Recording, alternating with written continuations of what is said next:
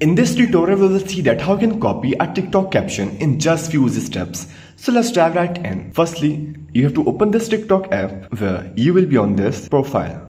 So if you open this one, you will see here this caption. Now to copy it, it's very simple. Simply click on this share icon that you will see here. Click on that and here it will show you these sum of options. You have to click on this copy link. Minimize it and open Google from here. I will open it and simply in search bar you have to search for SSS TikTok and click on this search. After searching it, you will see this website here. Simply open it.